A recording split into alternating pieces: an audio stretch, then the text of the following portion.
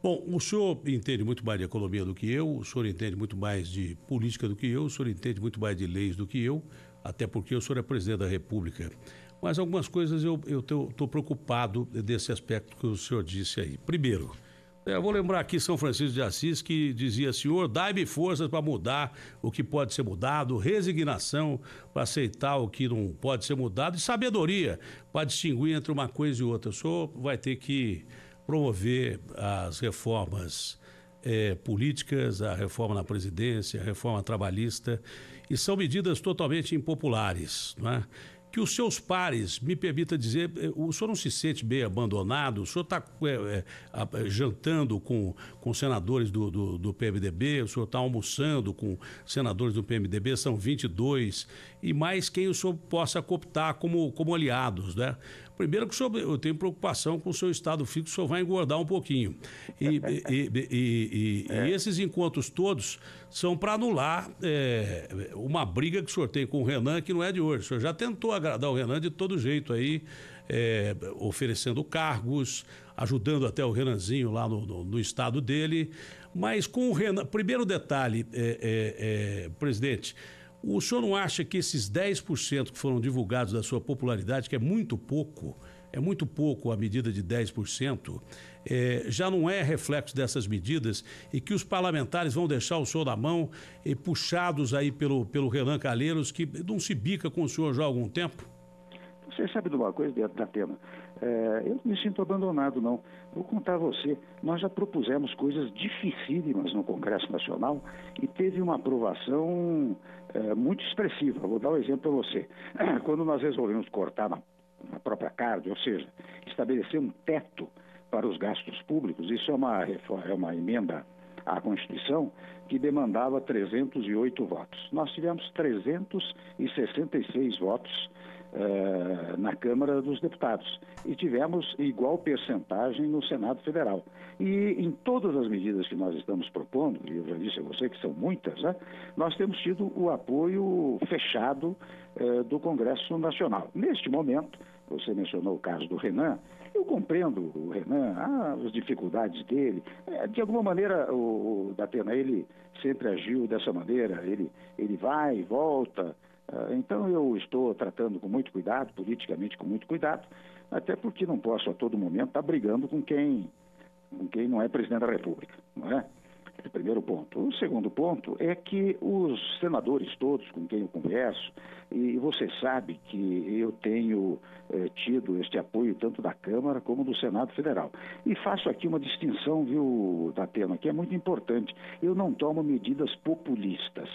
Medidas populistas são aquelas irresponsáveis que causam um benefício imediato, mas depois um prejuízo fantástico, que foi o que aconteceu no passado, não é sem razão que nós tivemos no ano passado que declarar um déficit de 170 bilhões de reais. O que eu tomo, e aqui eu faço a distinção, são medidas populares.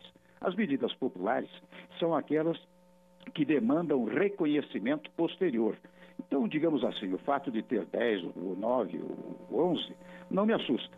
O que eu acho é que eu tenho que continuar, o nosso governo acha, tem que continuar fazendo as coisas que serão reconhecidas lá adiante. Eu dou exemplo para você da Previdência, Datena. Se nós não fizermos uma reforma da Previdência agora, e eu, até antes de atender você, estava conversando com o relator e com o presidente da Comissão da Reforma da Previdência, permitindo que se façam as adequações necessárias, porque você governa num diálogo do Executivo com o Legislativo. E eu tenho ouvido muitos membros do Legislativo e eles fazem ponderações do tipo aposentadoria do trabalhador rural, a questão dos deficientes, do chamado benefício de prestação continuada, e eu acabei de autorizar o relator a fazer os acordos necessários nesse tópico, desde que se mantenha a idade mínima, que é o que aconteceu em vários países. Então, eu tenho quase, e veja, nós teremos Tem alguns fatores, né, presidente, me permita interrompê-lo. Por exemplo, o cara que está há 5 anos de se aposentar, para quem chega mais perto da aposentadoria, a situação só vai piorando. O caso das mulheres, as mulheres ganham menos. É injusto ter o tratamento na aposentadoria, tempo de serviço para a mulher, e para o homem. São adequações. Eu acho que foi o Zé Sarney que conversou com o senhor e que deu um toque no senhor, dizendo o seguinte: olha, o presidente Michel Temer, eu, quando fui atrás de economista, quase que me caçaram. Não precisa nem do senhor estar junto com a Dilma. Então, o que o senhor está querendo dizer é que o senhor pode flexibilizar essas mudanças que são necessárias, porque o aposentado é sempre o primeiro a pagar a conta. O trabalhador é sempre o primeiro a pagar a conta de um governo, não é o do senhor só, não.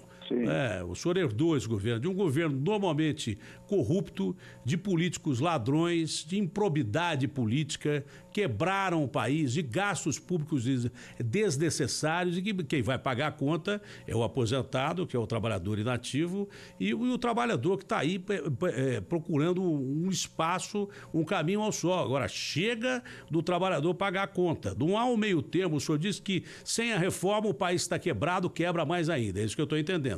Que a reforma tem que ser feita, que as reformas têm que ser feitas. Mas não há que se chegar ao meio tempo, porque se o senhor não morre de amores pelo Renan, eu morro menos ainda. O Renan tem 12 processos a responder aí. O Renan não está preocupado com a mudança ferrar o trabalhador brasileiro, com a mudança ferrar o povo brasileiro. Ele está preocupado e não tem voto. Uma maioria dos parlamentares, a maioria está preocupada em não ter voto, porque as medidas que o senhor vai implementar são medidas absolutamente impopulares. Daí ele disse, mas o Temer não precisa de ter voto, porque ele está lá, foi guindado ao poder e não precisa ter voto. O Renan não está brigando pelo povo brasileiro. A maioria dos políticos brasileiros, que são casuísticos, né? Porque a nossa Constituição, ela é casuística, é formada por políticos, diferente da maioria dos países desenvolvidos, formada por casuísmo político desde o seu nascedouro. Os caras estão preocupados com eles mesmos, não é com o povo brasileiro. O senhor está dizendo que as reformas precisam ser feitas, mas que podem ser menos dolorosas ao trabalhador, que paga sempre a conta de político ladrão, de desmandos, gastos públicos desnecessários. É isso que o senhor está dizendo, que eu estou querendo entender, presidente Temer? Deixa eu explicar para você, Datena, Primeiro, eu acabei de dizer que nós vamos flexibilizar essas regras. Primeiro ponto. Segundo ponto, o aposentado não terá prejuízo nenhum.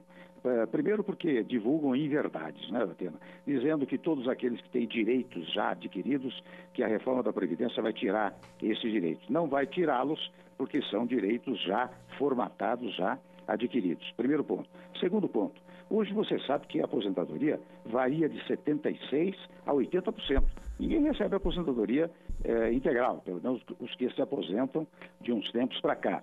Terceiro, que no sistema que nós estamos fazendo, a aposentadoria será maior do que aquela que hoje se verifica. Porque vamos tomar o caso de alguém que tenha 65 anos de idade, 35 anos de contribuição.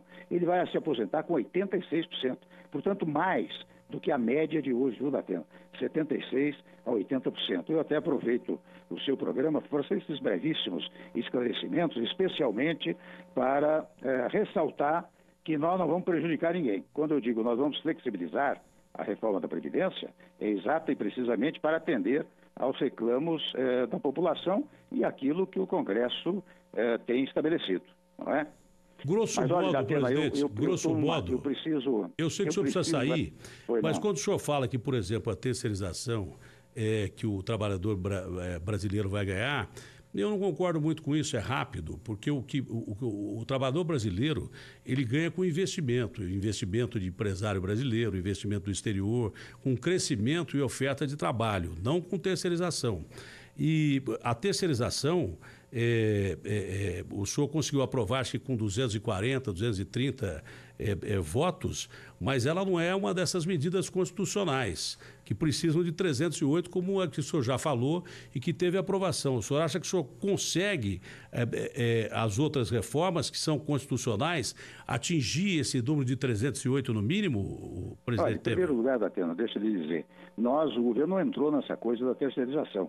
Nós não fizemos nenhum trabalho, ficou absolutamente por conta do Congresso Nacional. Primeiro ponto. Segundo ponto é que eu examinei com muito cuidado, viu, Datena, no momento de vetar um ou outro artigo, verifiquei que não causa prejuízo nenhum para os trabalhadores. Né? Terceiro ponto, no caso da Previdência, aí sim, aí nós estamos trabalhando intensamente para obter os 308 votos.